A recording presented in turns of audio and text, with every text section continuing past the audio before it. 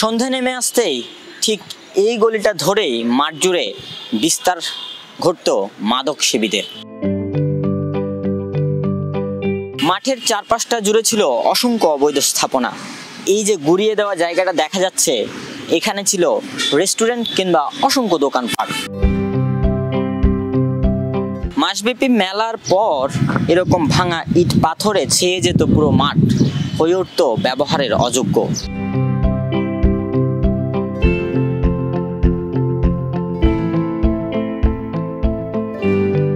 দীর্ঘদিনের অবহেলা আর অযত্নের পর যেন 360 ডিগ্রিতে বদলে গেছে একটি মাঠের গল্প।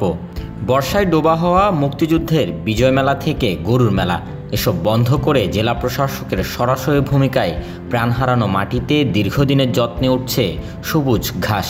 দূর থেকে দেখে মনে হবে কোনো সবুজ প্রান্তর। আগামী 3 মাসের মধ্যেই চট্টগ্রামের মানুষ ফিরে পাবে এই মাঠ। আমরা আশা করছি যে প্রথম ধাপের যে কাজ, মাঠের যে ঘাস এবং ঘাসের যে পরিপূর্ণ একটা অবস্থায় যাওয়া, ম্যাচিউরড হওয়া ঘাসগুলো, যাতে করে এটা খেলাধুলা করা যায়, আগামী বর্ষার পরেই এটা খেলাধুলার জন্য উপযোগী হয়ে যাবে।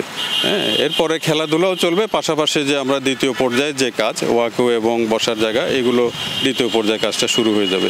তো আমার মনে হয় আগামী 3 মাসের মধ্যেই এখানে আমাদের চট্টগ্রামের মানুষজন এই মাঠটাকে ব্যবহার করতে পারবে স্বাচ্ছন্দ্যে।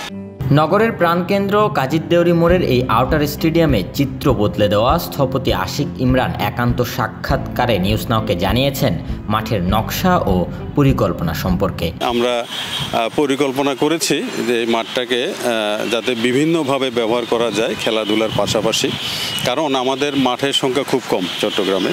তো আমরা চেয়েছি এই মাঠটাকে বিভিন্নভাবে যাতে ব্যবহার করার সুযোগ পায়। এখানে খেলাধুলার জন্য মাঠ তো থাকবেই, পাশাপাশি এখানে ওয়াকওয়ে থাকবে, চারপাশে বসার ব্যবস্থা থাকবে, অনেকগুলো গাছ লাগানোর পরিকল্পনা আছে আমাদের। এখানে দর্শকদের বসে যাতে খেলা উপভোগ করতে পারেন, সেই জন্য 250 মানুষ বসার মতো একটা গ্যালারি থাকবে। ক্রিকেটের নেট প্র্যাকটিসের জন্য 4টা নেট ডেডিকেটেড একটা এরিয়া আমরা করে দিচ্ছি, এবং বিশেষ করে যাতে মহিলারাও নিরাপদ বোধ করেন, এখানে এসে বসতে পারেন, বিকেলে একটু সময় নির্মল বাতাস সেবন করতে পারেন, সেজন্য যে উপরের যে অংশটা ফুটপাতের, এখানে একেবারে এক্সক্লুসিভ আমরা একটা লেডিজ একটা জোন করে দিয়েছি। গেল বছরের 29 সেপ্টেম্বর আউটারের উন্নয়ন কাজের ভিত্তিপ্রস্তর স্থাপন করেন জেলা প্রশাসক ও সিজেকেস সাধারণ সম্পাদক।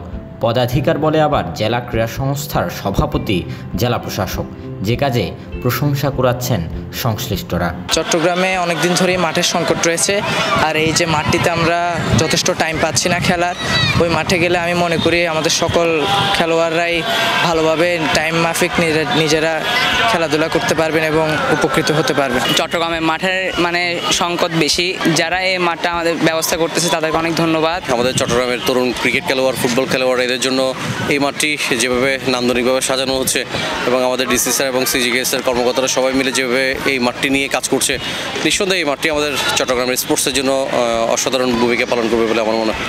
চট্টগ্রাম জুড়ে মাঠ সংকটে ভোগান্তিতে থাকা ক্রীড়াঙ্গনের মানুষ এবার স্বপ্ন দেখছে নতুন রূপে সেজে ওঠা এই আউটারকে ঘিরে।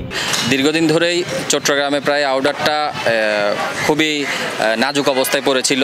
এখানে প্রায় ম্যাক্সিমাম সময় ক্রিকেটটা চর্চা করা খুবই টাফ ছিল।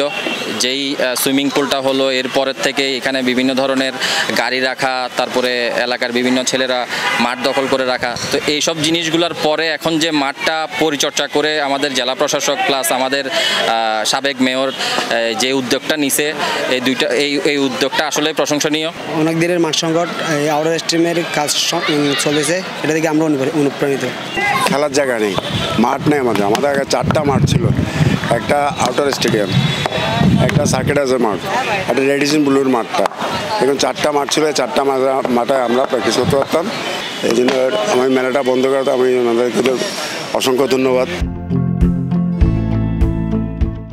কিছু পেতে হলে নাকি কিছু দিতে হয়।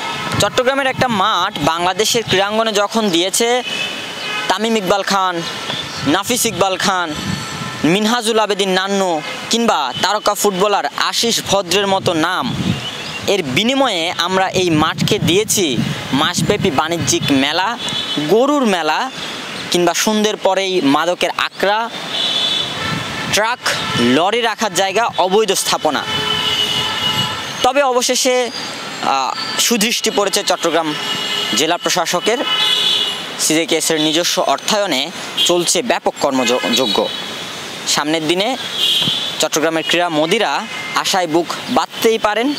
এখানে যে পরিকল্পনা নেওয়া হয়েছে সেটা যদি বাস্তবায়ন করা যায়, এর সুফল পাবে পুরো বাংলাদেশের ক্রীড়াঙ্গন। চট্টগ্রামের এমএআইজিসি স্টেডিয়াম সংলগ্ন আউটার স্টেডিয়াম থেকে রবিন দাশগুপ্ত, নিউজ নাও 24।